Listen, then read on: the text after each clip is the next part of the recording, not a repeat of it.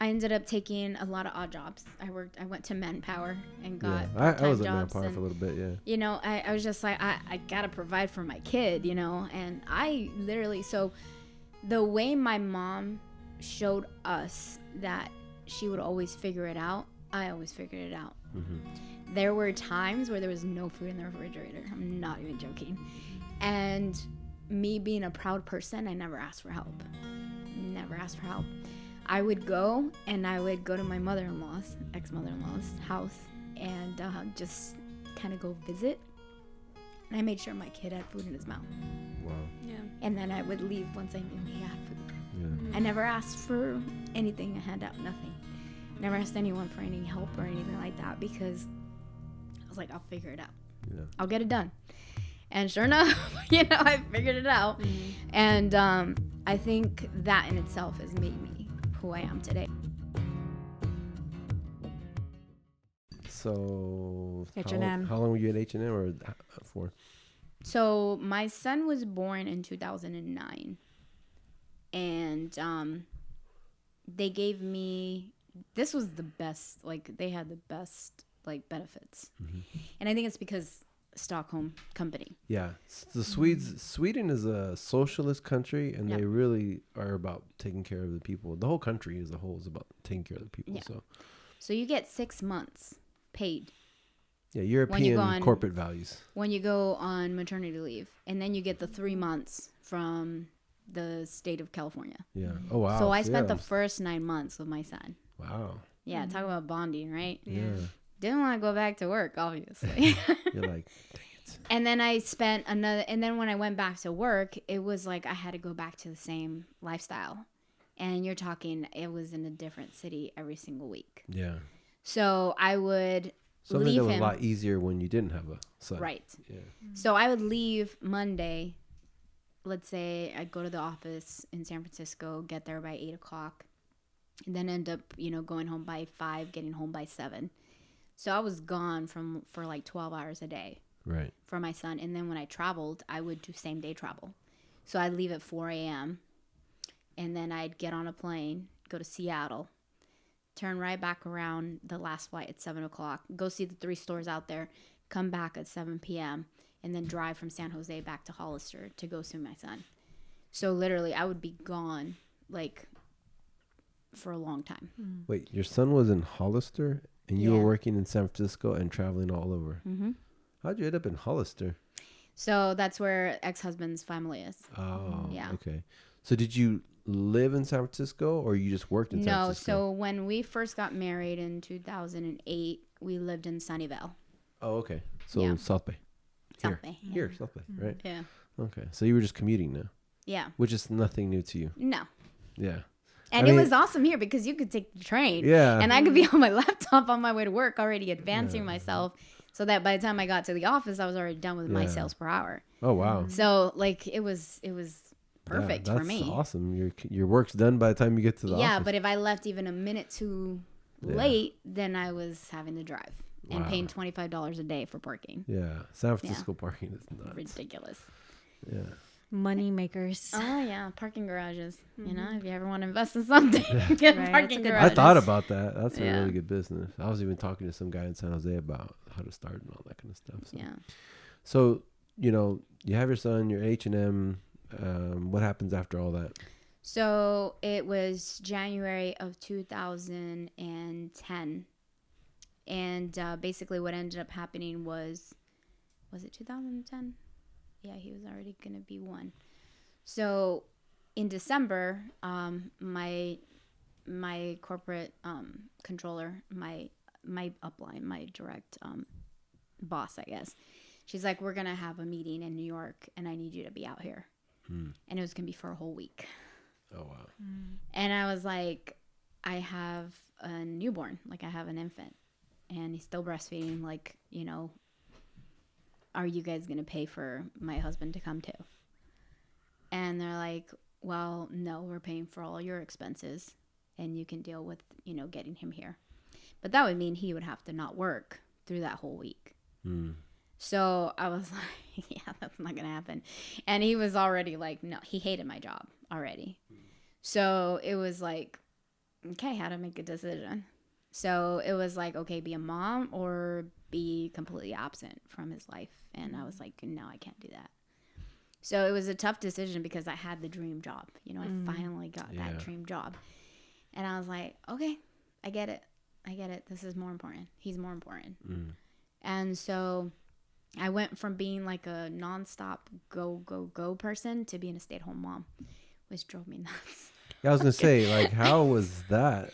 It's extreme, very extreme. It was a huge transition for me, and it didn't last very long.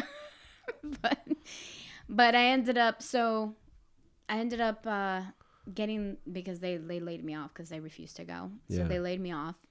They found other reasons to lay me off. So, you know, it's all good. It happens. Everything happens for a reason. Yeah, but I wouldn't have changed it, not even for a minute. Yeah. And so I ended up collecting unemployment and everything. And then that ceased to exist. And then we ended up buying a house in Hollister. So now I'm in a house in Hollister, and I have my son, and I was married at the time and everything. And it seemed like I had it all, right? Mm-hmm. Like I was 30. I was turning 30 that year. And then all of a sudden everything started falling apart. You're like, Yeah, because I was not me. My identity was lost. Yeah. And so I kind of went through that whole whirlwind of emotions. Like, what is my purpose? I'm this person's this person's wife, this person's mother, but who am I? Yeah. And that was my identity. My identity just totally got lost. Like who I was, what I was about, what I wanted out of life. And it was one of those things where I just had to like figure it out, and went through a separation. I was now unemployed with an infant, no income coming in, and going through a divorce and separation. And I was like, how the heck did I get here at 30? Yeah. I see, that's a funny thing. So I said, I want to be married, have a child, have my first child, and have a home by 30. I did that. And then I lost it all. Yeah. It's like, well, sound like me. Yeah. So I was like, oh, I'm on track, I'm hitting. And then all of a sudden, boom, like you hit a brick wall, and it's like everything changed. Yeah. So it was just craziness. So I went from not having any income to then I started applying everywhere. And again, so in 2010, I got my master's, but that was because I just wanted the paper. Right. I had 2 classes left, because right when H&M recruited me, I was finishing up my master's, and I had 2 classes left. And I was like, might as well just go and get them before my credits expire. So Smart. I went and I graduated in June of 2010.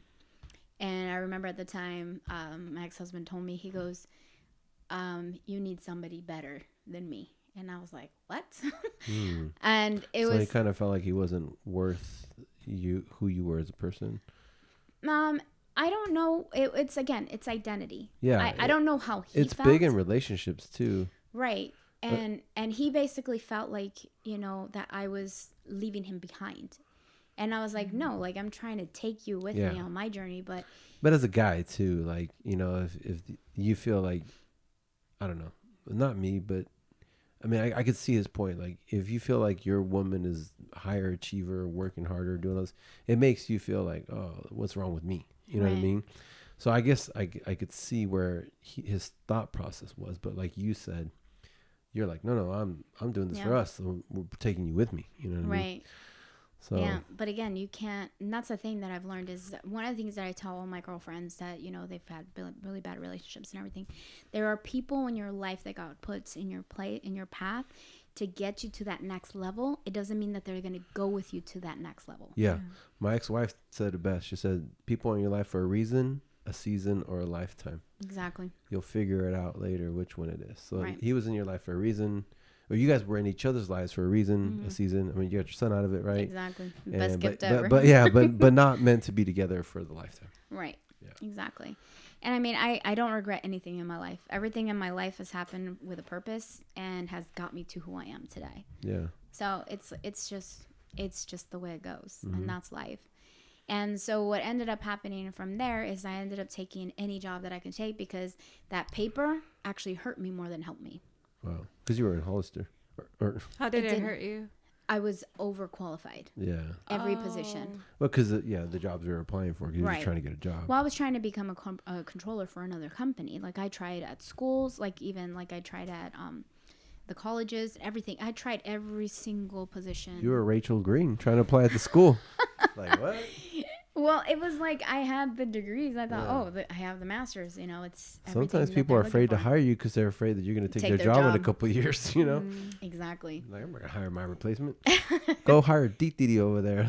I'll keep my job forever. Exactly right. Corporate America. Yeah. That's what it is. That's exactly what it's about. So, I ended up taking a lot of odd jobs. I went to Manpower and got I was at Manpower for a little bit, yeah. You know, I was just like, I got to provide for my kid, you know, and I literally, so the way my mom showed us that she would always figure it out, I always figured it out. Mm-hmm. There were times where there was no food in the refrigerator. I'm not even joking. And me being a proud person, I never asked for help. Never asked for help. I would go to my mother-in-law's, ex-mother-in-law's house and just kind of go visit. And I made sure my kid had food in his mouth. Wow. Yeah. And then I would leave once I knew he had food. Yeah. I never asked for anything, a handout, nothing. Never asked anyone for any help or anything like that because I was like, I'll figure it out. Yeah. I'll get it done. And sure enough, you know, I figured it out. And I think that in itself has made me who I am today because I know what it's like to have abundance and I know what it's like to have nothing. Yeah. And I still figured it out. Yeah, like they say, what doesn't kill you only makes you stronger. But it kind of sucks when you're going through it, though. Oh, yeah. Like, everyone wants that crazy, you know. We need to have some tissues on the podcast. I know, right? Yeah, we should. We should always have that now. Trust me, a lot of people have teared up here. I've cried here before. Yeah. So sorry about that, but that's okay. That's amazing. Like, what? You don't need a tissue? No, I'm good. Okay. Yeah. Okay. Thank you for sharing that, by the way. It's not done yet. Yeah, no, feel free. Thank you for sharing that. No, I mean, you're going to help a lot of people just by hearing your story. You know what I mean? So, you know, you made it happen for yourself. Yeah. And so I ended up getting a job at a company called PSC Industrial. Yeah, PSC. They're a trucking company. Okay. And you would be like, trucking company? Like, how'd you end up at a trucking company? I did billing for them. So I ended up being so good at what I did, I kept growing with that company. Right. And so I ended up managing the big, I don't know if you guys remember Metcalf when that blew up. I remember the name, yeah. So Metcalf substation blew up. Like, it exploded. Somebody came with AK-47, just blew up the whole area. Oh my gosh. Yeah, it was crazy. It was like all over the news and the whole thing. And so we did all of the major spill and cleanups, emergency response for PG&E. So I literally was the direct contact between the emergency response team for PG&E and billing. And I remember having a conversation with like the manager for emergency response, and he said, all I want from you is a breakdown of how much we're spending on a daily basis, and I want to know what to expect when the end of the day comes. So I want to recap from you every day. Can you do that for me? I said, absolutely. He goes, I want to know how much PPE is spent, how much, how many gallons of, solution is used, how many, Tyvek are used, all the, basic coveralls, all that stuff. I want to know on a daily basis what's being used. So I've always been one of those people that, like, I go and make sure that from the top to the bottom, I go, hey, I need your help. I didn't say, hey, you need to do this. No, I said, hey, I need your help. And I talked to all my emergency response guys. And I said, look, guys, I really need your help. This is a big project. I know it's going to suck. I know it's going to be awful. I know you're going to want to, get mad at me. But I need your help. Mm-hmm. This is a big deal. This is a big project. And it means more money for the company as well as more money for each of us. And I want to make sure you guys are compensated for your time and your efforts correctly. So this is what I need from you. And they're like, okay. Mm-hmm. So, get more bees with honey, right? Yeah. So literally I took on this project, and it was a ridiculously crazy project where I had to track all the man hours and everything on a daily basis. And this is when they were transitioning to tablets, because iPads aren't that old. Yeah. So they were transitioning to tablets. So I had them. I said, look, this is what I need you to fill out. This is when you use this, I need you to itemize it. Yeah. That way I could bill properly. So then I was calculating on a daily basis on this project. And they wrote a purchasing order for $1 million. Well, when we were done, it was $34 million. Wow. Yeah. And within 48 hours of me issuing the final bill to the emergency response manager, he paid it in full. Wow.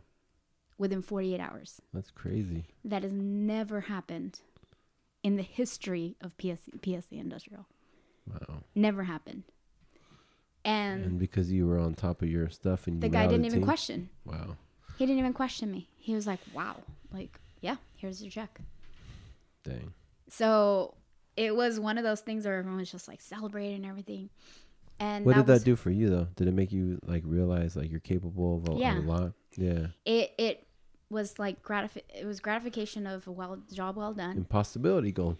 But also not only that, it was the biggest check that was ever cut to them as a whole. So then I was like, this is my opportunity to get to that next level. So you brought in $34 million for the company basically. Yep. Wow. In how long? 48 hours from the job completion. Wow. And it's usually for them to pay that kind of bill, they usually do payments or installments or whatever, instant. They gave you a nice bonus of $500. Just kidding. No, actually, I got pink papers. You got what? I got a pink slip. What? Yeah. So, yeah. Corporate America. Thank you for just giving us the biggest check ever. You're fired. So here's the thing that happened. So I ended up, I was on a high. Yeah. And I walked into the manager's office because the emergency response manager said that they were hiring somebody to take over, like above his job. And he goes, you'd be perfect for it. Wow. He goes, I mean, the way you manage this contract, like you'd be perfect to manage that. So he offered you the job above him? Yeah, he wanted me to be his boss. Wow. So I walk into the district manager's office, and I'm not going to say names, obviously, but... you know who you are. And I asked him, I said, hey, I know you guys have this opening available, et cetera, I'm interested in applying and putting my hat into the ring for it. And he started laughing. And I was just like, okay. He goes, you don't know how to read a manifest, and plus you're a lady, like the guys aren't going to respect you. Sexism. And I looked at him and I was like, well, I have respect from all of the team and I can learn how to read a manifest. Yeah. I go, what's the real reason for me not getting that position? And he goes, no, I'm already thinking about hiring so-and-so and doing this with that person and that person. And I was like, well, all due respect, if you hire a subcontractor to manage your in-house team, what's going to hold them from going and using their subs versus our guys? Right. And he got mad. He's like, because you were right. Yeah, because I was right. Yeah, you basically checked him. He's like, I was like, why would a subcontractor not use his guys rather than our guys? Yeah. Like, come on, right? Because that's more money in his pocket. Mm-hmm. And he got mad, and like within a week, I was called into the manager under his office, and they sat me down and they said that due to job performance, I was being let go. So due to doing too good of a job, bull crap. Wow. And I was like, that's interesting. I was like, what kind of paperwork do you have showing that I have not been performing my job? Mm-hmm. What documentation? This isn't up for discussion. The decision's already been made. You need to go to your desk and clear out anything that is your personal belongings.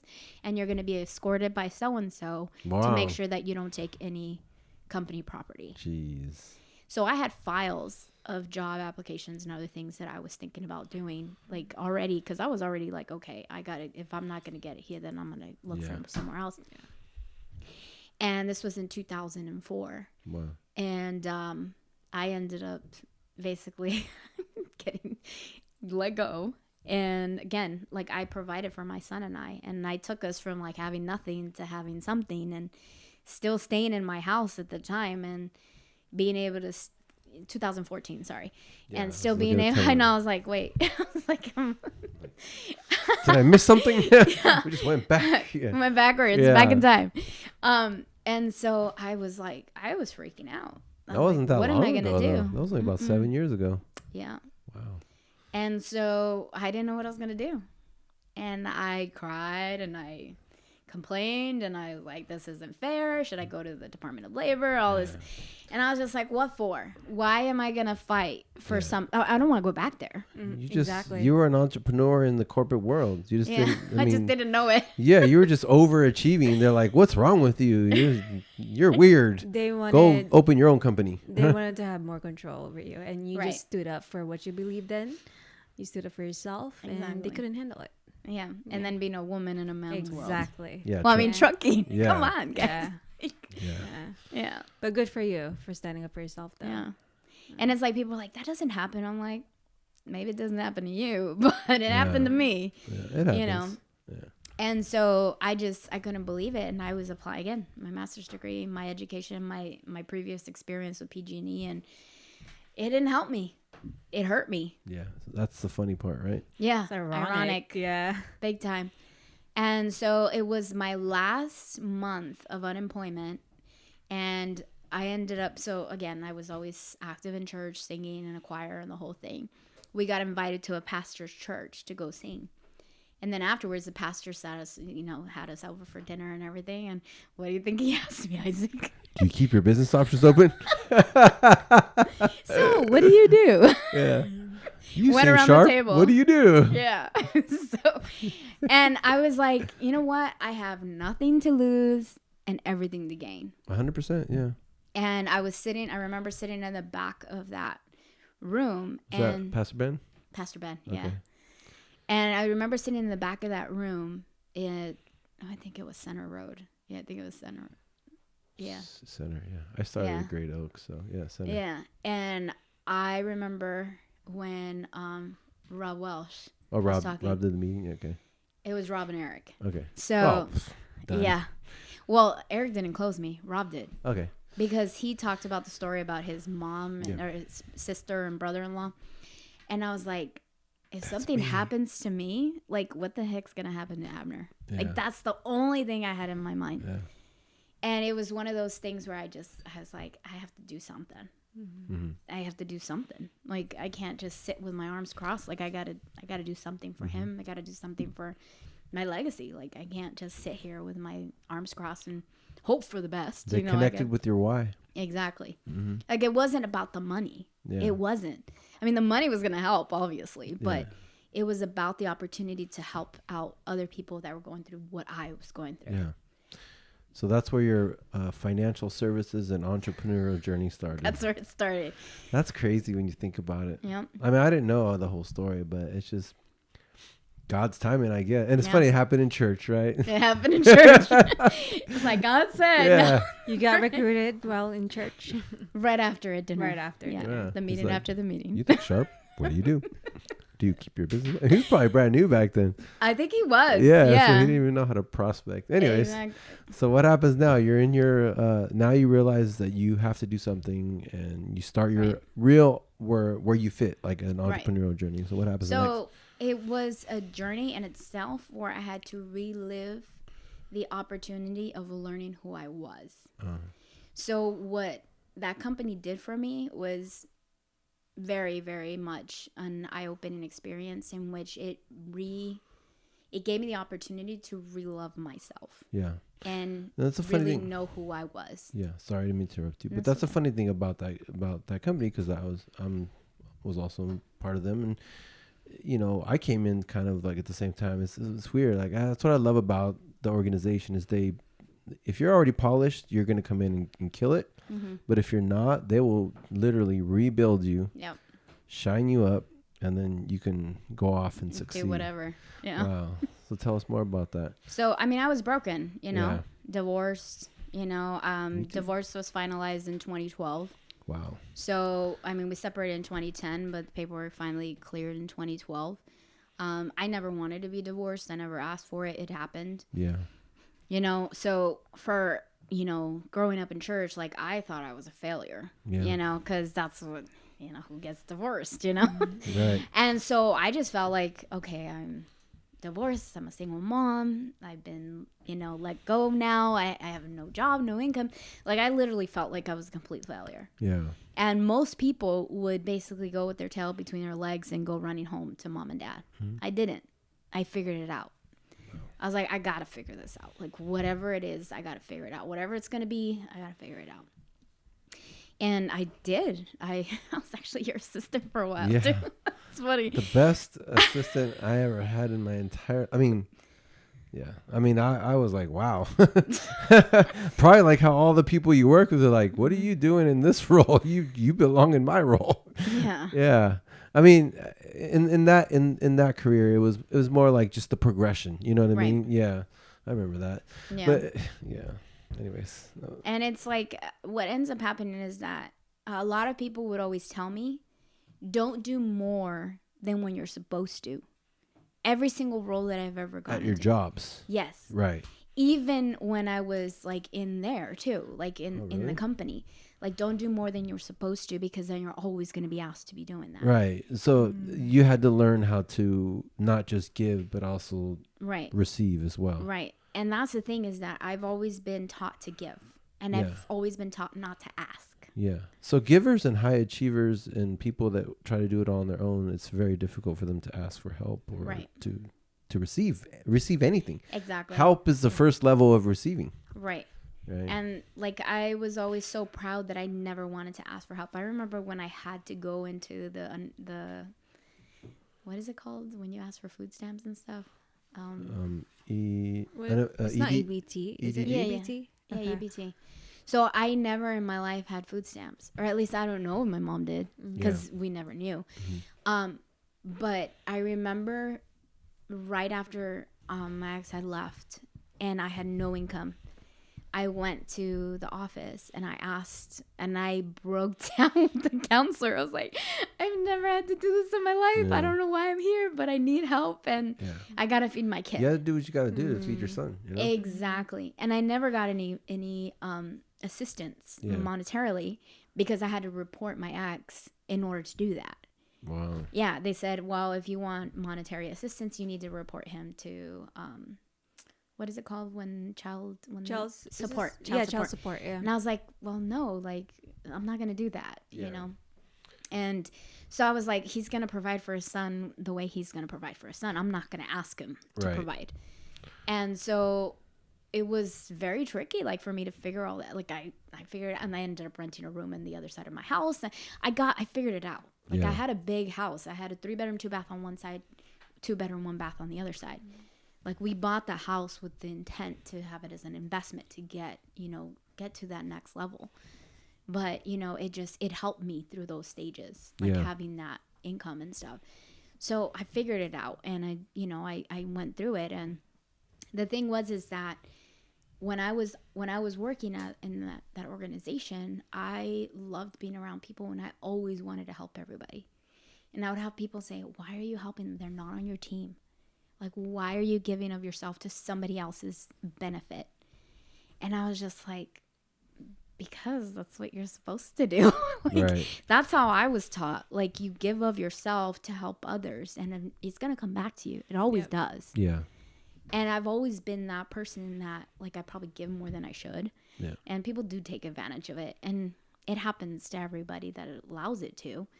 But there was a couple of people that I met throughout my career there that said profound words to me that literally just stuck with me.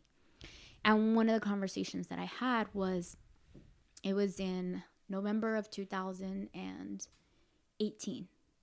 I had the opportunity to go to a great retreat and meet with some of the top, people in the organization. And I had a meeting with this individual, and he hugged me, and it was just him and I. And he said, your era of giving is coming to an end, and it's time for you to start receiving. And I was like, boom. Huh? I was like, what? I was just like, it's crazy. Like, you think those words, like, whatever. Yeah. And it was also written in a book that he gifted me. And I have that book to this day. What book is it? It's actually the book that Think and Grow Rich, the second version. So for me, it was very powerful to have that. And for that individual to share that with me, he goes, you've always been a giver. And he goes, and that's okay. He goes, but now you need to learn how to be a receiver. So your era of giving was about to begin. It's funny, just real quick. Randy taught me that. Randy, yeah. Shout out to you, Randy. I know you probably don't watch this, but if you ever do, thank you. So I was also a huge giver. Yeah. Didn't know how to receive. People would give me a compliment, I'd shoot it right back, you know? Yeah. And I think I told you about this. I told somebody, he's like, Isaac, he's like, you need to learn how to receive. Yeah. He's like, before you give a compliment back, take it. Mm-hmm. He's like, be like, thank you. Mm-hmm. I received that. And then you can give the compliment. And I was like, you know what I mean? And this guy's like 10 years younger than me. So anyways, this organization has some pretty amazing people. And it's funny how you mentioned like books and stuff have helped you. So it's funny how I didn't even realize, but our stories are very similar. You know, I would always tell mine before I did presentations. And when you say it so many times, it kind of like, it doesn't hit you as hard because you say it so much. But when you think about it, like, damn, I went through a lot. But I read that book, 177 Mental Toughness Secrets of the World Class by Steve Siebel, right? Yeah. And there's a quote that says, the world class are professional failures. Oh, yeah. And I was like, what? And it's like, I cannot fail. I can only learn and grow. Mm-hmm. And growth itself contains the germ of happiness. Right. So I used to beat myself up a lot about my divorce and I'm a failure and lost my identity. And all these things you've gone through is crazy. Right. I went through too. And that completely changed my perspective on what we call failure. Right. Right? First attempt in learning. It's not a failure if it's a lesson. It's a stepping stone to your next level. Exactly. And I was like, I didn't fail. I was like, I learned so much from that divorce. Like, I'm not the same person.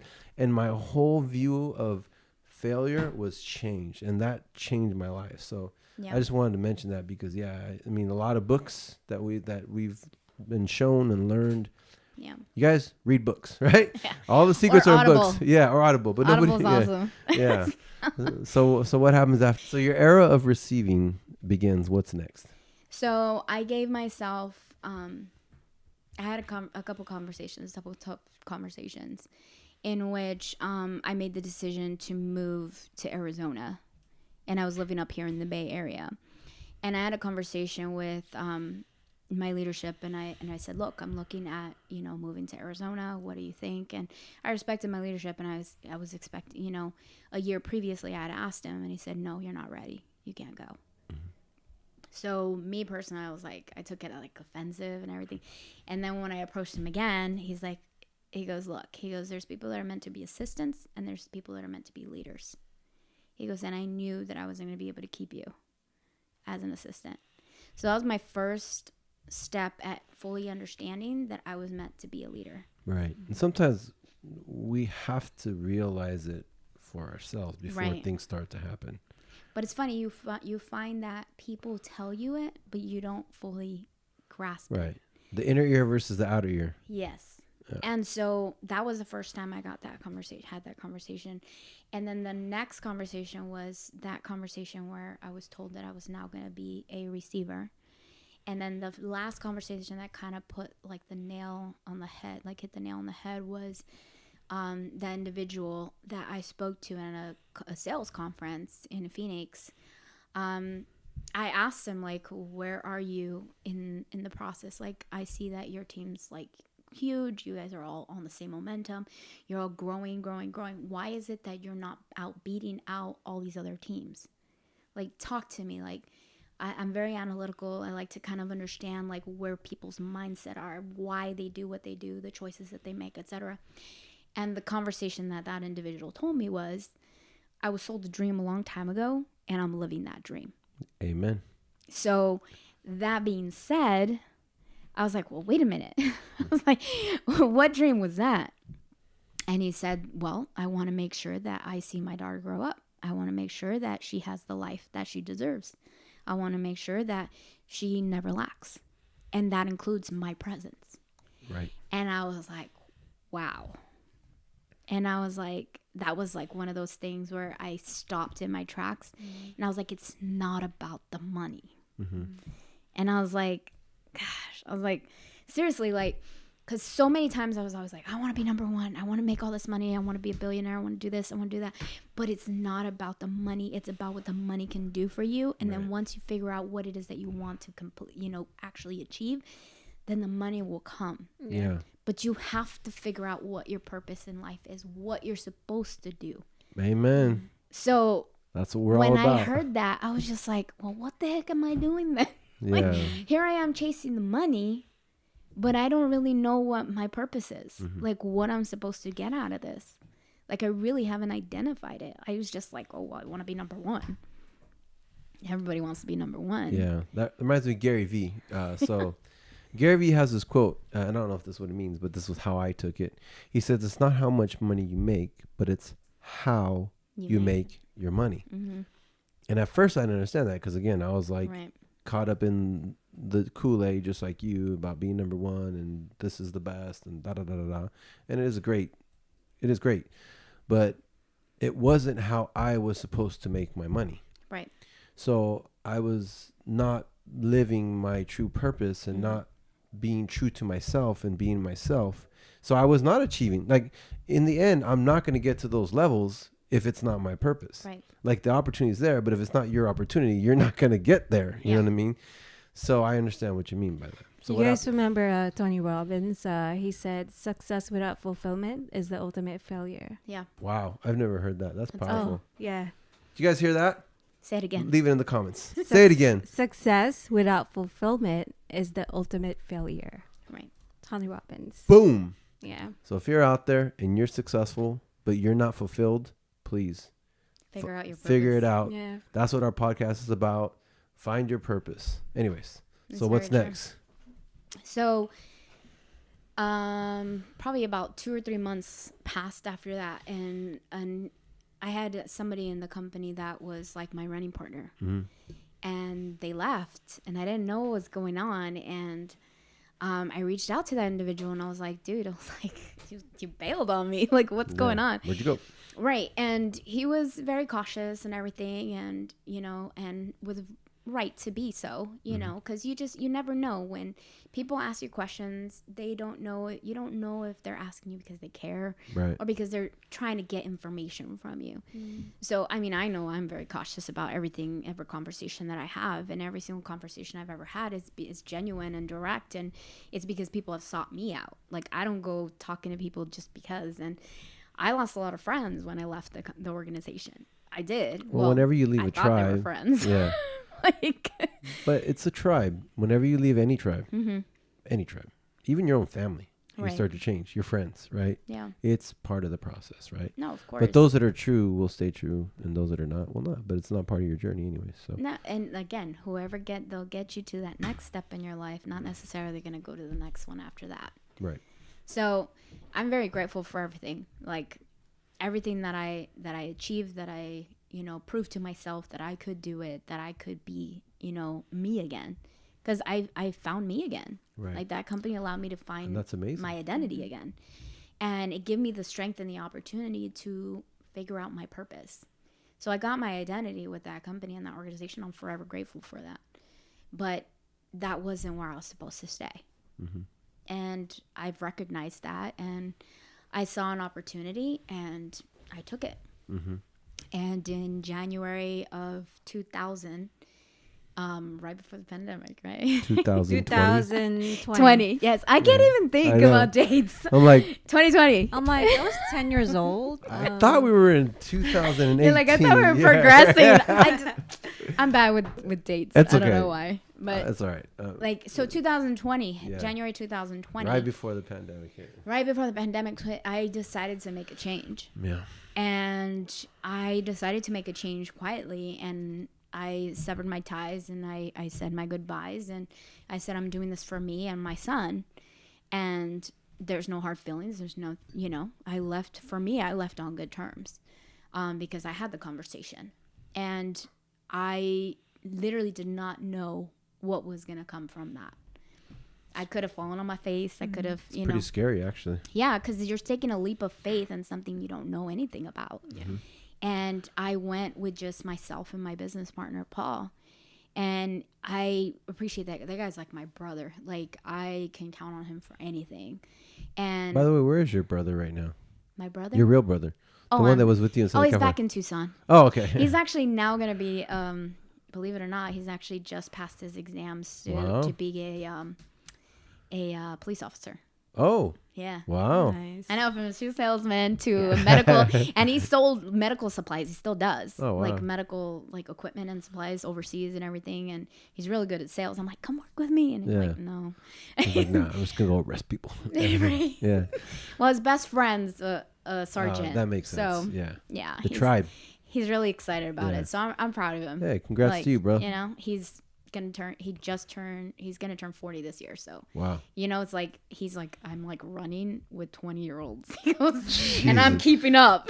Good. Like, good for you. Because it doesn't matter how old you are, right? Exactly. He's 6'4", dude's tall. Like, wow. What happened to me, right? Hey. You got all the spunk. Yeah. Right. That was the run. Small but mighty. Yeah. I'm the shortest one. Everyone's 5'4" and taller.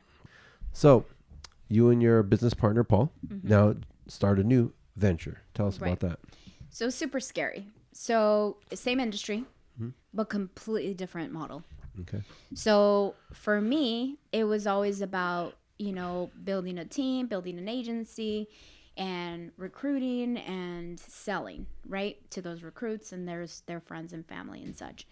So, going from that model to FFL's model is like night and day. Like they're not the same, in the sense that with FFL you buy leads, so you're purchasing leads. That means out of pocket expense. Like we had a conversation about this earlier about a business owner actually, you know, investing in their leads and like the investment that you made to make this happen, right? Yeah. So it's scary. Like you said, you drop the money and you're just like, oh shoot, like this better work.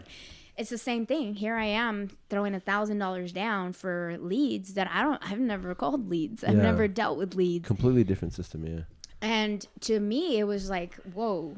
And so we buy the leads, we call the leads, and these are people that have requested the information. They want life insurance, and they are asking us to call them and reach out to them. So it was insane. Like, I was just like, is this going to work? Is it not? Yeah. And then it's like you're on the phone and you're making these phone calls. Well, you know, the population that we're reaching is like in their 60s and 70s. And they don't answer boomers. Numbers. Yeah, they don't answer numbers they don't know. Like, this doesn't look like Timmy's number. It's a scam. Turn this off. Yeah. So you're getting all that back and forth, and you're like, is this going to work? Is this not going to? But I paid $1,000. I got to make it work, right? Yeah. So, of course, you have the trial of numbers. So, it's the law of numbers and law of averages, all that fun stuff. So, the more phone calls you make, the more pickups you get, the more, you know, people you get on the phone, the more appointments you book, the more, you know, opportunities at closing. Right. I mean, it's with any sales. Exactly. Even other models, it's pretty much still the numbers. Same thing. Yeah. But again, you're putting money on the table. Right. So you got much bigger investment. Yeah. Yeah. So here I am. I'm like, okay, shoot. Like, let's do this. Like, okay, so out of the first, you know, 60 leads that we bought, we were able to book 5 or 6 appointments, and we were freaking out. Yeah. And I was like, okay, we gotta close. What's the percentage on that? So typically 65, your first 5. So that's like 2%. No. Well. So basically, out of 30 leads, if you buy 30 leads, you're going to get 10 people that will book an appointment typically. Yeah, no, I was just talking about your first one. Right. But yeah. And of those 10 people that you book an appointment with, half of them are probably going to be there and not reschedule. Yeah. And of those half, of those 5, you're probably going to close 2 or 3 sales. Those are just general sales numbers, period. Yeah, exactly. So again, law of averages, numbers, all that, you know, math stuff. Yeah. Don't get into sales if you don't want to run big numbers. That's pretty much it. Yeah. You got to put numbers in your favor. So here we are, brand new, never done this before, and I'm just like fumbling through it, and end up after I remember I was like, Paul, I got to get you a win, because we hadn't closed any business in the first 2 weeks of January, and Paul's birthday is January 10th. Oh, okay. And so I go, are you sure you want to run on your birthday? He's like, we got to make money. Let's go. We closed 3 sales that day. Wow. And I was like, happy birthday, Paul. Yeah. I was like, we did it. We made $3,000 from that $1,000 investment. We made $3,000. There you go. So you already made profit. Exactly. And so it was one of those things where it was mind blowing. I was just like, oh my gosh. And one of the things that I always tell every single one of our agents that work with us, it's not easy, but it's not hard. Right. You just have to work the numbers. And if you invest in it, and you make money, you have to reinvest your money again. Right. Like you can't just work off the same batch of leads because those people have been called, you've called them and they haven't answered. So there's a reason why they're not answering. Right. Either they took care of it already or they just don't care or they were messing around online. That happens even in the previous company too. People call the same leads and we're just like, really? Are you calling the same people over and over again? That's why you're not getting results. Exactly. Go get some new people. Yeah. Exactly. And you have the opportunity with leads to buy fresh leads every single day. Okay. If you want to. Right. So that was completely huge change for us. So in January, our first month ever, we did about, I think it was like $8,000 or $10,000, right?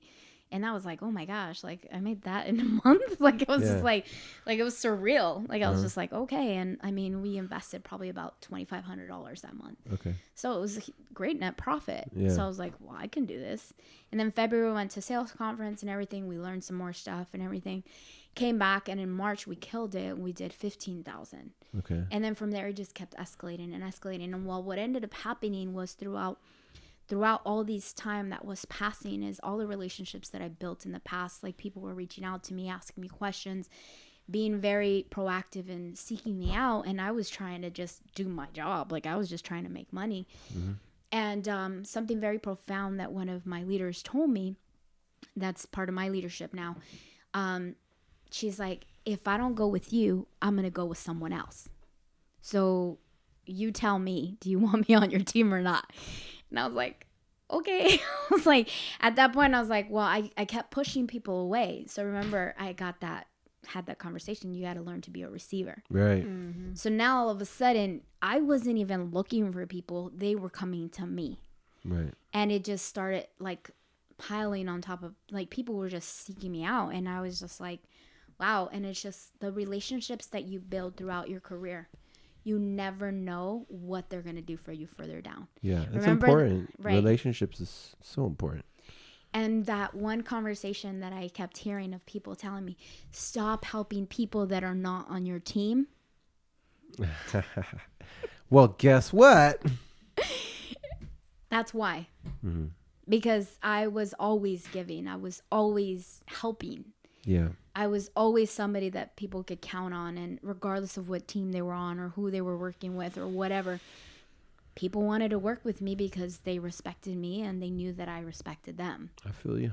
So yeah, it was just one of those things where I just learned to be a receiver, and I was like, if they're coming to me, I can't push them away. Yeah. Like I can't. So would you say that your experience as far as like the clients and all that stuff, how was it different? Was it better? Was it worse? Like, so people would think, oh, you're talking to complete strangers. It's so much easier to close a complete stranger because they want what you have. Right. It's like it's like, put it through this way. McDonald's, Starbucks, distribution, right? Distribution channels. You're a distribution channel.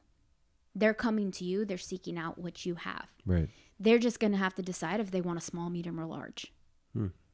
This is America. They just want extra large. Just kidding. Super size. Yeah, super size me. Just kidding, America. Not really.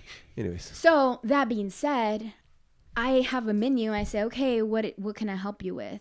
You said you want insurance. You're looking for insurance. You're looking to take care of your final expenses. I'm here to help you. I've got A, B, and C products. So basically, people are already seeking out what you had, what you have, what you're offering, and you just give them options and they pick. Exactly. How is that different than what it was before? So before, I wasn't talking to people that wanted insurance. Before, it was kind of like you had to show them why and the value behind the products that you offered. So it's kind of like you're trying to show them something and trying to sell them something that they're not looking for. So it's almost like you're kind of playing like an uphill battle with them to get them to that point. And if you're good at what you do, and I was good at what I did, you're able to close them because you give them enough value in the product that you're selling. You put enough value in something, people are going to buy. Right. The difference here is I spend 15 minutes with someone and I make $1,000. Not bad. And they're already looking for you. They're already looking for me. I'm not having to convince them that they need insurance. They already know they need insurance. They're just telling me, I want this one. Right. That's versus a good business. Yeah, it is. Yeah. It's a really good business. Yeah. So here I am. I get to a point where I'm like, well, this is getting crazy. I need help. So now I have outsourced my needs. So I actually have people in the Philippines that make phone calls for me and book appointments. That's awesome. So during a pandemic where nobody was making any money, I was able to pay someone in the Philippines to make phone calls for me. There you go. Awesome. And I had an assistant that I was paying a salary to. Wow. And I was helping other agents do the same thing. That's awesome. So this is like a true your own business. Yeah. Like literally. 100%. Like you have to run it like a real business. Exactly. Yeah. And the difference also here is that it's immediate issue policies. That means instant approval in the home. Wow. So the second I leave their house, they have a policy number. They have all the information that they need to, if in fact they pass away that next day, they're set. But how does that happen? So for the people that don't understand, right? So there's a couple of different types of insurance. A lot of people don't realize there's simplified issue, and then there's what they call fully underwritten. So a fully underwritten product, that's something usually a higher death benefit, and that higher death benefit will require that you take a medical exam and some sort of the whole paramed, lab results and everything. Because if an insurance company is going to give you $1 million in death benefit, then they want to make sure you're healthy and you're going to be able to pay your premiums, right? They're not just going to give out $1 million to anybody. Right. Whereas a simplified issue product, that's typically $500,000 and below. Okay. And $500,000 and below, all they're doing is they're checking your medical information bureau report, their MIB report. Make sure there's no there's no underlying, medical issues. You're not about to die. You're not pending some major. Yeah, because I remember in the industry, people be like, because every company has those non-medical policies, and they're like, oh, well, like I could be like, no, you can't be sick and dying. And we don't know. It's just like people don't like needles, or they don't want to take an exam, or it's not that big of a policy. So I just thought that was funny. Yeah. Well, yeah, and I do have what we call guaranteed issue. Right. So a guaranteed issue policy, you have a 24-month waiting period. So you can't pass away in 24 months or it won't pay out the death benefit. Yeah. So there's guaranteed issue, simplified issue, and fully underwritten. You can't really cheat companies. You know what I mean? Yeah. I mean, there's a reason why insurance is highly regulated. Yeah. So, So things are going very, very well for you. Yes, I've been blessed, ridiculously blessed. Okay. And I'm grateful every day. Because, as quickly as you get it, you can lose it. Yeah. And I mean, my life has shown that, throughout. It's all been just preparing you for now. So basically what ended up happening was I actually just pulled the numbers.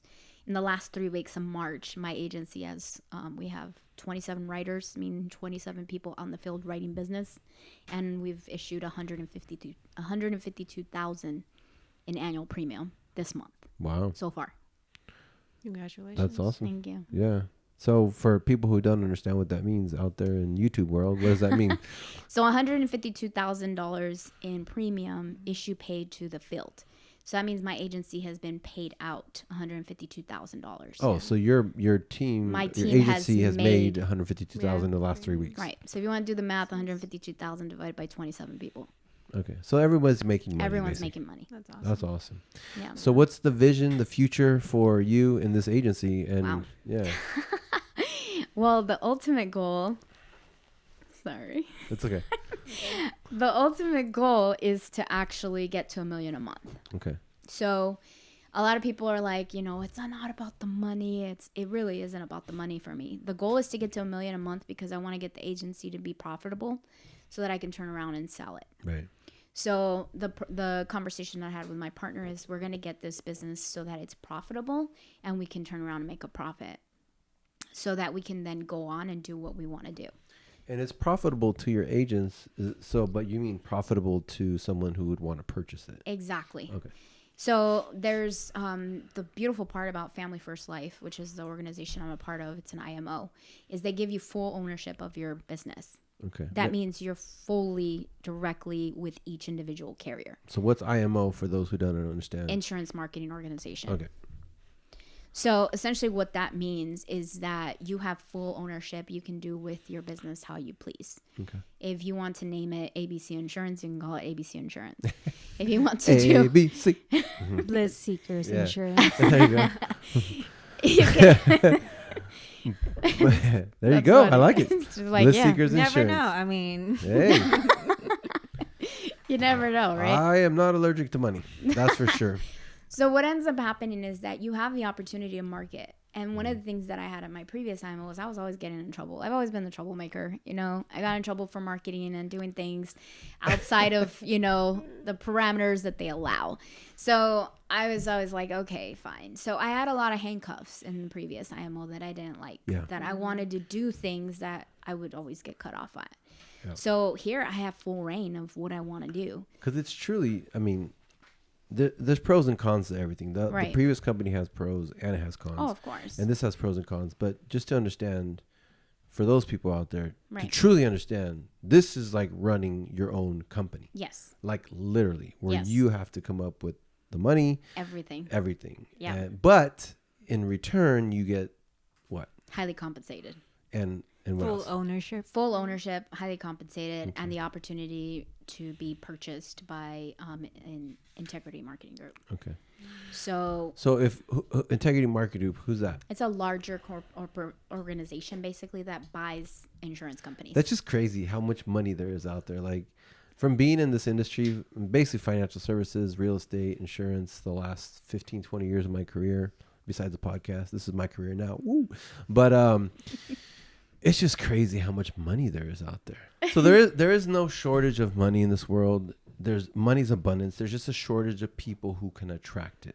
Well, it's not only attracting, is you have to be able to believe that you're worth, that you deserve it, that you deserve it. Yeah. And that's the crazy thing. Mm-hmm. So I used to have that thing where I don't deserve this. Like I didn't earn this. Like what the heck? And it's one of those things where you start thinking like, whoa, how's that possible?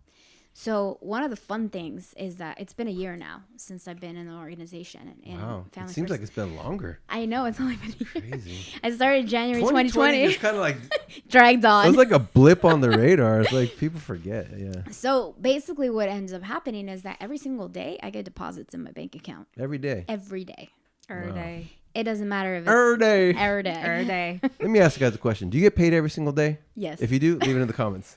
If you don't, leave it in the comments. Yeah. Okay. Sunday's the only day I don't get paid. Okay. See, God's still there. Take his it's part. Like, no, you're not getting paid on Sunday, LisSandra. I know, right? Yeah. That's awesome, though. But it's phenomenal. Sometimes it's $50. Sometimes it's $100. Sometimes it's over $1,000. Sometimes it's $3, $4, $5, $10,000. The one thing I've learned about money in real estate, in Wells Fargo, in other companies, it all adds up. Yeah.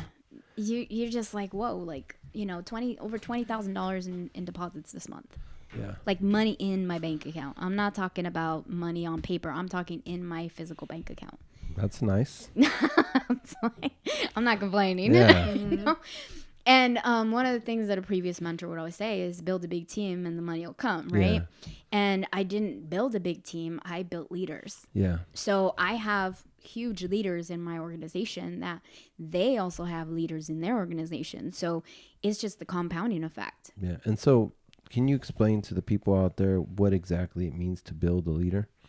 So you don't build leaders, you identify leaders. Right. So within my organization, they either have previous experience in the industry, or they came from another industry and they were in leadership roles. So again, Michael Jordan, right. Tom Brady, you identify the strengths in each of your leaders and you let them go and do what they're best at. Right. So I never pretend to know it all. Yeah. And I don't expect to be the best, but I definitely recruit the best. Well, you have to be egoless to have leaders on your team. Exactly. Someone with a big ego will never have a leader on their team because, you're going to be butting heads all the time. Exactly. You know what I mean? And I know about leaders, obviously. It's pretty fun when you find a leader. You don't have to do much for a leader. You just have to guide them. You just have to make sure that you're there for them when they need you. Yeah, they'll do everything else on their own. Oh, yeah. And they'll even mess up on their own and be like, oh my gosh, I did this. I'm like, it's okay. Yeah. Just try this next time. You know? It's pretty awesome because now it's like you're duplicating yourself. Yeah. And you're not having to work as hard, work smarter, not harder. But you're a mom too. So what I learned in this business, if you're a parent, it kind of helps you with people because you already have that experience to raise somebody. Right. Because building leaders is like re-raising kids. Adults. Yeah. but exactly like kids, but they're like adults because you got to kind of change your kids. thinking and But one of the things that I did learn from the previous company is Socratic leadership. Yeah. How to move people and guide them to do what you want them to do without making them feel like you're pushing them into a box or into a corner. Right.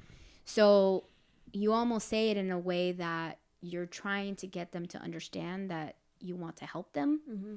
And you're kind of telling them in a way that's not, you never want to talk down to anyone. You never want to make someone feel less than. You never want to make someone feel like they did something wrong. But, listen more, talk less is a big thing on that.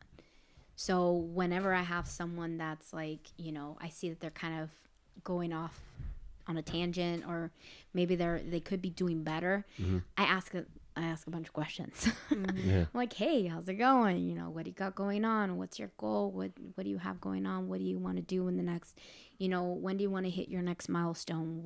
Are you on pace to do that? What do you need from me?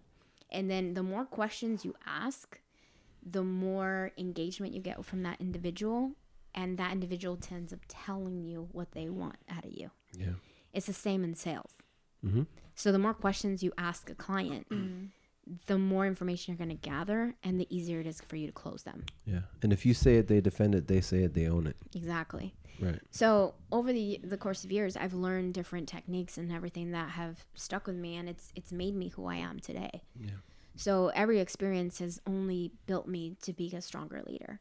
And, I'm a Leo. So Leos naturally are natural born leaders, but because of everything that I went throughout my life, I mean, you guys got a little taste of that, getting beaten down and everything, and fighting and crawling my way back up has just given me the opportunity to see like, hey, people have bad days, people have good days, and you just have to be able to be there and be constant in their life so that they understand that you're there to help them and not pushing them. Right. Like, you're not going to push them off the edge. Because people go through things. People have divorces. People have separations. They are separated from their kid. I mean, most people don't know. I'm separated from my son. He's 1,000 miles away from me, like 80% of the time. Wow.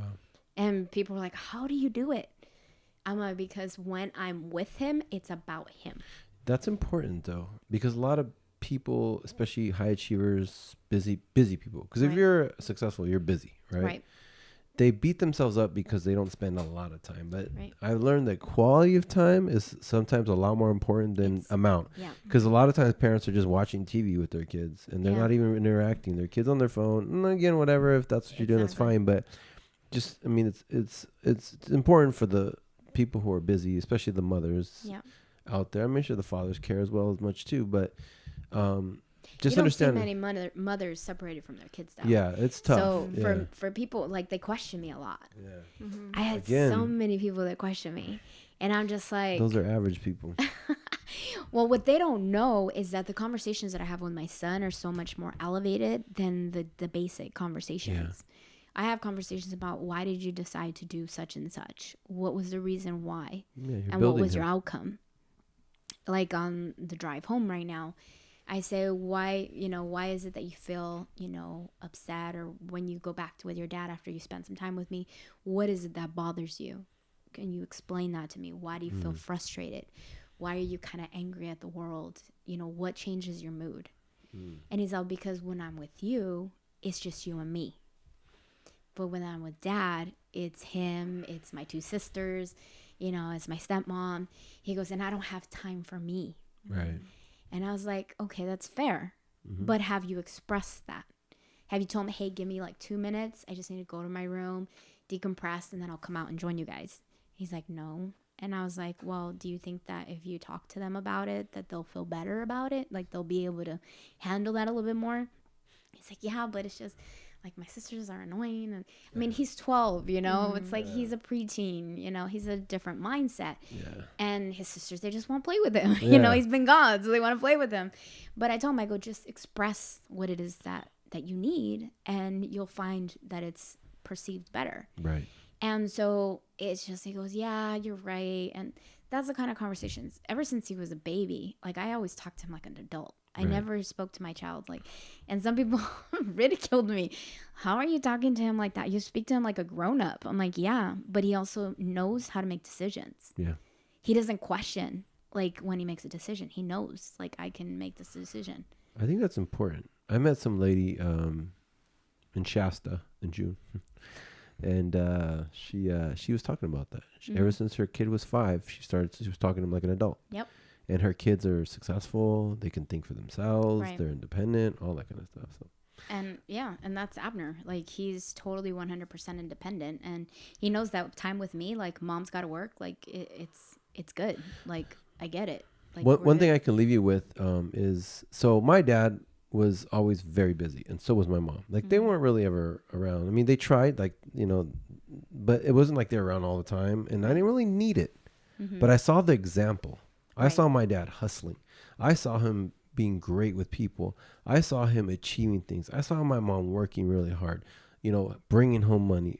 We moved to good areas. So I don't remember that they weren't around all the time. And honestly, I don't even care. I just know how important the examples of success were. Yeah. And that's powerful. You know what I mean? Because in the end, they're not going to remember that you missed that one game or you weren't there. They're going to remember the example that you set. Right. And that's the other thing also is not only that, is that he's traveled the world, like, well, the U.S. He's been to New York. He's been to Jersey. He's been to Baltimore. He's been to D.C. I'm going to take him next week to the Pacific Northwest. He's going to see Seattle, Portland, you know, Astoria, Bend.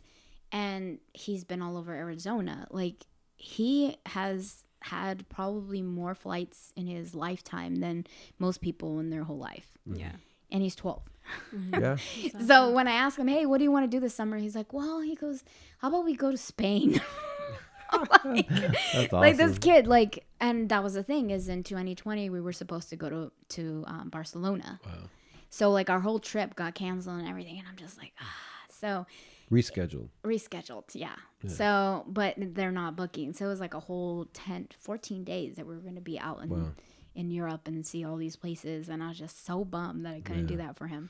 Everything happens for a reason. Divine timing. Yeah. Well, you had to, you know, rebuild your business. Yeah, exactly. So, I mean, all these things like have happened and it's just been one thing after another. And it's just been super awesome. I mean, I have a pretty awesome life. Like, yes, I'm not complaining. That's awesome. And, you know, I'm traveling for work. You know, I'm up here. I'm spending time with my son. I'm running in the field Friday and Saturday. I'm going to pick him up on Sunday. We're going to drive up to Bend, Oregon, spend some time with my brother. The next day, we're going to explore Portland. The next day, I'm going to be in Vancouver for a sales conference. The next day after that, on Thursday, we're going to go explore Seattle, Astoria, and then drive back to Bend, spend the night with my brother. And then from Bend, on Friday, we're going to drive back to the Bay Area, and I'm running in the field on Saturday. Bam. You just gave us your schedule, like 7 days schedule. What does it take to be successful? Awesome. There you go. You have to schedule it in. Schedule it in. That's one thing I learned. No matter what, everything you want to do in life, if it's not on a schedule, it's not going to happen. Yeah, I did learn that too. It's one of the most valuable lessons. How does someone that's so busy get it done? Right. Schedule it in. If even like go to the bathroom, work out, see my son. Like literally. It has to be on schedule. If you're schedule. That busy, it's like go pee. So right? Funny thing is, you know, I'm single, obviously, right? I don't have time. There you go, gentlemen. No. Power lady who's single. So anytime I date, I'm like, it seems like we're hitting it off. We're having a good conversation. If I don't schedule you in, we're not going to date. And they're like, I have to make an appointment? I'm like, yeah, you kind of do. Yeah. And it's like, it's funny to me, but it's my reality. Yeah. And some people, they can't handle that. And I'm like, okay, easy to check you off, you know, moving on. But it's the truth. It's like you said, busy people get things done because it's on a schedule. Yeah. And everything in life, that's how it works. Like, and the right person will fit. Yeah. You know what I mean? It was not going to be difficult. The right person will be like, all right, well, Saturday, Monday, and Thursday. Let me schedule you in, too. Right. Yeah. They're going to do that. Like, let me check my schedule. Exactly. It's still in the cellophane. Hold on. Have you ever seen? No, and it's the funniest thing though. And they're like, "Well, what day do you take off?" I'm like, "Sunday." That's the only day. And they're like, "Why Sunday?" I was like, "Because most people, you know, they spend time with their family that day. Yeah. You know, so I don't really work that day. Yeah. But I will if I got an appointment, right? Exactly. Yeah, I will. Wow. So, you also mentioned you want to be an angel investor.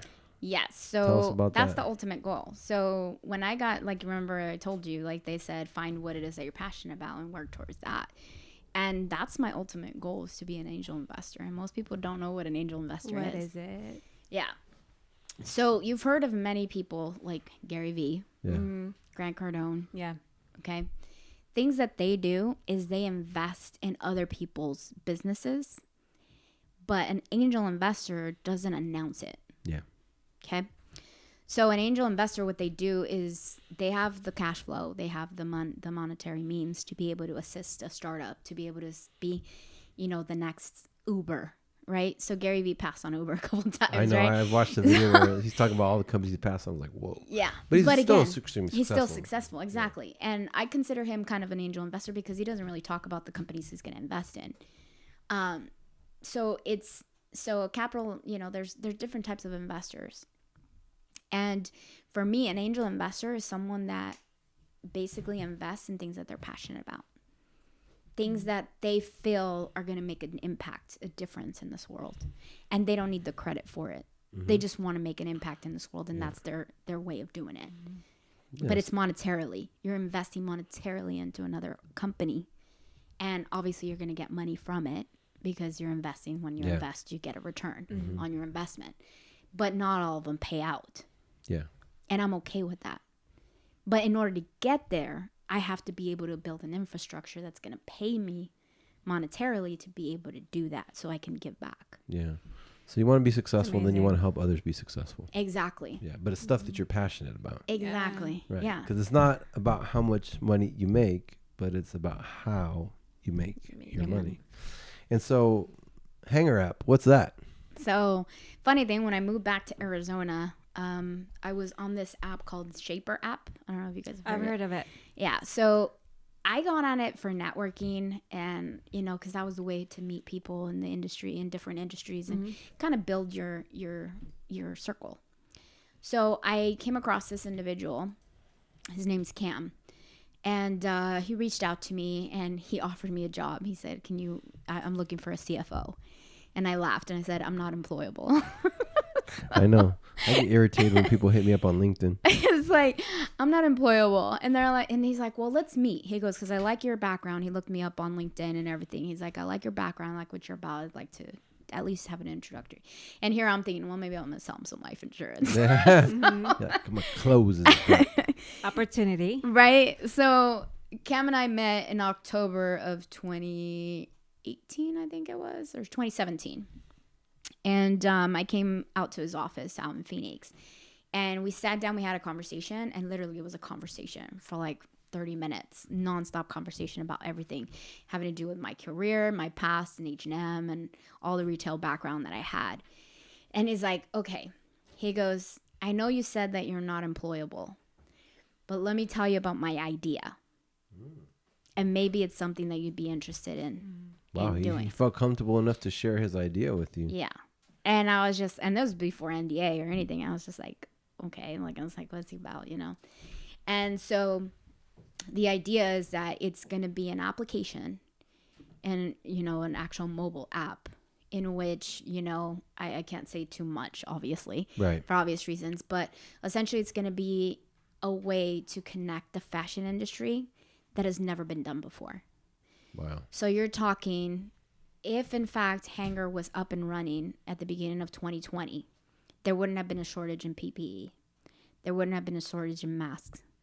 There wouldn't have been a shortage at all in all the materials that needed to happen and be out there, because we would have been up and running and people within the Hanger organization would have been able to create those products.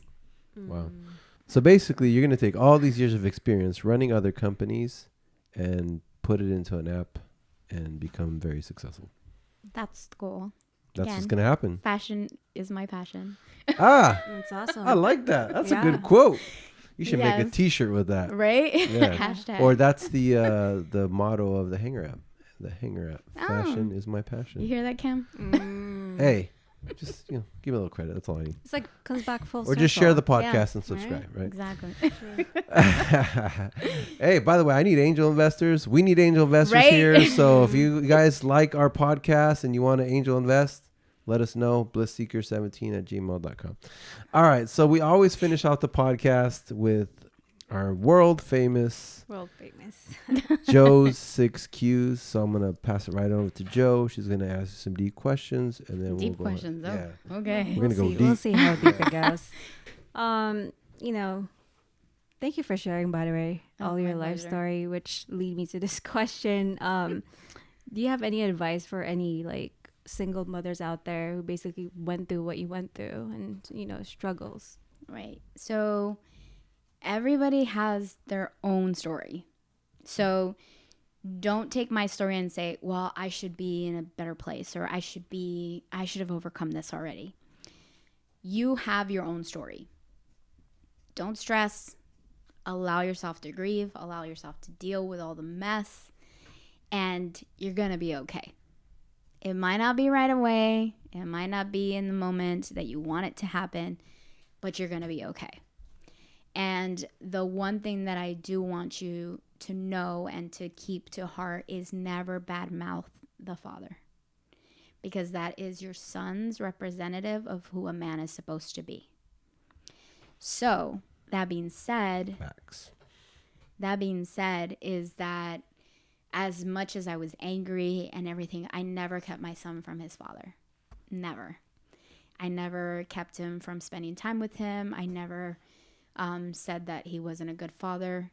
He's been a great father to him, and he's provided for him. And, things didn't work out between us, but it's not about us. It's about our son. So everything that I've ever done is to better my son. And if I were to tear down the only male figure that he has in his life, then I would not allow him to actually have a relationship with his father. And I think that's why they're so close too, because he knows that, that's his dad. It's probably his hero. I know my parents are my heroes. That's awesome. Like you have to keep your calm and your cool when I know it's hard, trust me. I've been there. And I have conversations with my son. I'm like, it didn't work. But every time he's with me, I tell him a story about his dad when he was younger. I tell him, like, it was funny. I showed him a video of when we were in a rock band. And yeah, I didn't talk about that. I was in a rock band. So, and he was just tripping out because he was like, oh, my dad. And he's like, oh my God. And I'm like, yeah. So always, regardless of what happened in the relationship, make sure you don't disrespect the father in front of your child. That's the biggest. That's difficult, but awesome. Powerful. Yeah, it's very powerful. Really big on you, and for people to hear that too. That's awesome. Yeah. Thank you. Sure. Okay. Is that the hard one? No.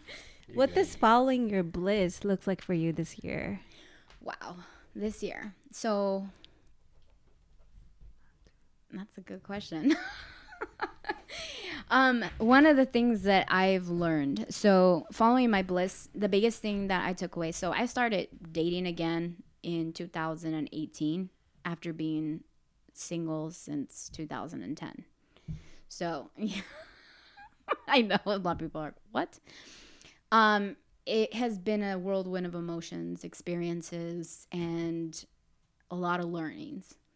And this year, I made a commitment that I'm not going to hold expectations. I'm just going to be me, and I'm going to enjoy my life, and I'm going to live my life to the best of my ability and find fulfillment in every single opportunity that I can. So when you do that, and even in your dating life, like it changes everything because you enjoy living in the moment. And that's one of the things that I mean, anybody that follows me on Instagram, they're always like, why is she posting at 11:11 all the time? Why is she posting at 2:22? Why is she posting? I'm living in every single moment. And I just put a little phrase that I'm thinking at that time. And I just put it out there. It's like, maybe it's something I'm supposed to share at that moment. And that's just living my bliss this year, is just living in every single moment and enjoying every single moment, regardless of what's going on. Because that's all I can get out of that. Do you believe in numerology? Is that what you put 11:11 to 22? I don't believe in it, so to speak, but I've heard about the law of attraction, and I've read about that and all that, and it comes to me. I don't sit there and wait at the phone. Oh my God, it's gonna be 11:11 in like 2 minutes. I gotta wait. No, I don't do that. It's just literally my mind. Like I pick up my phone. I'm like, oh. It happens to me a lot. I usually Google, and it would say like what the angels are trying to tell you. Yeah. Oh, keep the faith, be strong, whatever. It's like reminders, basically. It's a sign that you're on the right path. You're in alignment with your passion and your goals. Yeah, that's awesome. 222 is my birthday. That's like one of my. It's like master angel numbers too. So I didn't know that. It's like power and accomplishment. I think that's what it means. But yeah, that's cool. I see that a lot. There you go. Okay. Okay. So, if you were to be told you had 48 hours left to live, what is the first and last thing you would do? I would go wherever my son is, and whatever happens, as long as I'm with him, that's all that matters. It's beautiful. Yeah.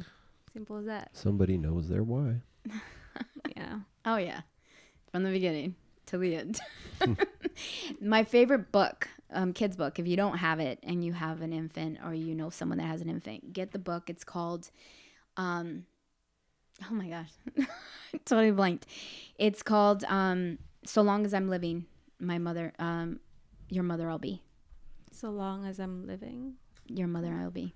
Yeah, I'll find out exactly the title and things, and I'll shoot it over to you guys. But it's an absolute amazing book. So anytime I know someone that had a baby, I ship them that book. Because it's awesome. It really is. It's a really good book. Okay. Advice for anybody who wants to have a healthy relationship with money. Oh, that's a good question. I didn't have a healthy relationship with money. Not many people do. It was something where I had to have nothing to be able to understand the value of it. So growing up with not enough money, or not, always having to ask and not getting it. When I got it, I didn't know how to hold on to it. So one of the things that I've tried to instill in my son and everything is the understanding of money and the value behind it. So I run the risk of like wanting to give him everything. I just want to give him everything. Like whatever he asks, okay, yeah, no problem. I can do that now. Mm-hmm. But one of the things that I've had to take a step back and remind myself is that I don't want to make a mistake and not teach him what money means. The value of money. The value of what it is, exactly.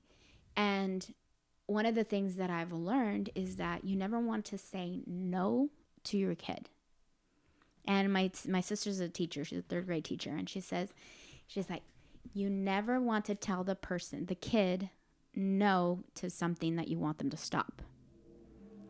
So if they're running, you say no running, they're going to keep running because all they hear is running. Mm-hmm. So instead you say, can you please slow down? It changes their mind. So when you're talking to somebody that wants to learn the value of money or to be able to manage their money better, you say, okay, so do you work with a budget? How do you spend your money? Ask the questions and break it down. Because, I know me personally, like, I can't go a day without getting at least one caffeine drink a day, right? But again, it's the value that I place in it. Like for me, I need the caffeine, whatever. It gives me joy. It gives me that instant gratification, right? But if I'm in a position where I'm spending, ridiculous amount of money on that caffeine drink, is it really that's bringing me the joy, or is it the spending of the money? Wow. Do you have a caffeine budget? I do. I do. And so funny thing is I'll drink Starbucks, but I'm addicted to Dutch Bros. And there's none here in the Bay Area. And I'm like, oh my God. So I can't wait to go to Portland.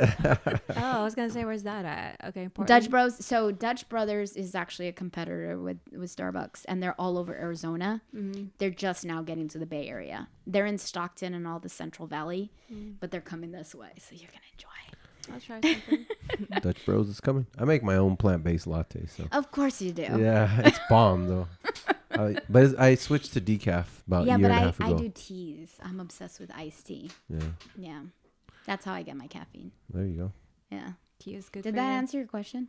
Oh yeah, absolutely. Okay. That's a lot of good stuff. So how would you like to be remembered? So I make jokes about this and everything, but I literally want to have like buildings named after me. I do. I want to have LisSandra or Duarte? Well, Duarte is my ex-husband's name. Oh. So definitely not Duarte? It'll be LisSandra for sure. But Duarte is my son's last name. So okay. I'm okay with that. LisSandra Towers. Pretty much, right? I mean, you end up building your name, and your name is who you are, and it's your identity. And I mean, I looked up my name because, I was told to look up what my name means. Mm-hmm. And Elizabeth, I believe, is something about leadership, and Sandra is helper of mankind.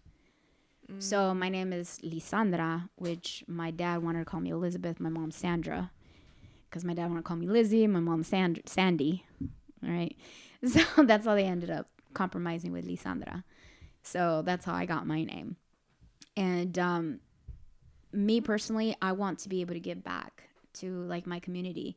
I want to go and I want to rebuild the facility, the dance studio for Ballet Folklorico in Tucson High. Like, I want to give them that dance studio because I went back like 2 years ago, and because they wanted to bring back old classmates to, kind of do like a back, class. And I was like, wow, I can actually still dance. A reunion kind of thing, with the new class and everything. And I was like, this is what they're dancing in? Like, this is like beat up. Like, yeah. I was like, I need the money to be able to give to them so they can fix it up, Yeah. And just things like that. Like, that's what I want to do. And I mean, my name doesn't have to be like on a big wall. It could be in a floorboard somewhere, and I'm okay with that. What's your maiden name? My dad's last name is Bautista. It could be Barrio LisSandra. Barrio LisSandra. A neighborhood. Hey, you live in Barrio LisSandra? Dang, that's like the nicest barrio in Tucson. Yeah, everybody will know. Right. Hey. I don't know about that, but okay. You never know, right? Hey, you never know. Never know. Last one is, what's your number one wish for the world? Communication.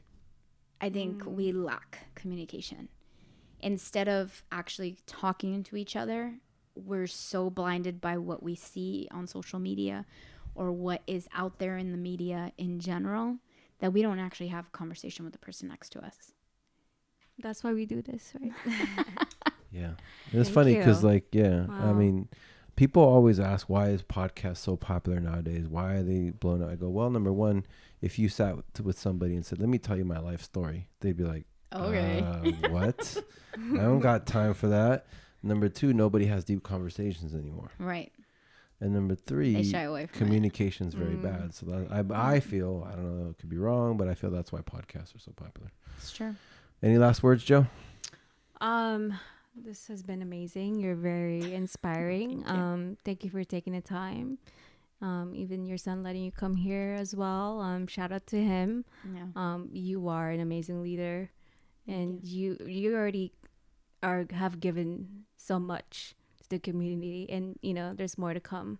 So thank you. Thank you. Yeah. It's been fun. That was powerful. Again, I mean, I'm super excited that I got to know your story. It all makes sense now. Now I'm like, no wonder, you know what I mean? And, I'm very happy that you're finally in your receiving stages, and I wish you abundance and success. And, I appreciate you being on the show, and I hope this helps you as well. Yes, and, say hi to Abner. I remember him when he was little, right? But yeah, thank you. I mean, we'll definitely have you on in the future as well. And I just keep receiving.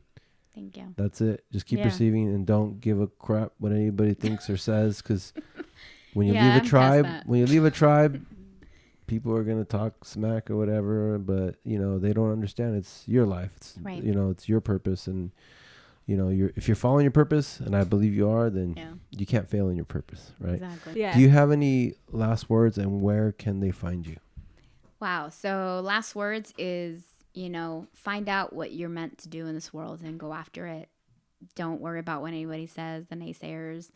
If anyone talks bad, who cares? Like, at the end of the day, they don't pay your bills. So, facts. And I'm all over the place. The one I'm most active on is probably Instagram. I'm at Latina Lady Boss on Instagram. Lady boss. We'll leave it in the description below. So check the description below. And so I'm all over. I'm on Facebook, and I have a website, the whole thing. So yeah, it's fun. Awesome. Yeah. Well, thank you again so much. Thank you. And as always, follow your bliss. Thank you guys so much for tuning into the podcast. We hope you enjoyed it. Our goal, as always, is to become the #1 podcast in the world. And make sure to subscribe if you haven't done so already. Make sure you share this with 3 of your friends. And if you like our song, our intro song, please check out my good friend Maroney Silva's band, A Dead Desire, on YouTube. That song is called The Mantra. Thanks again for tuning in, and we'll catch you guys on the next one. And as always, follow your bliss.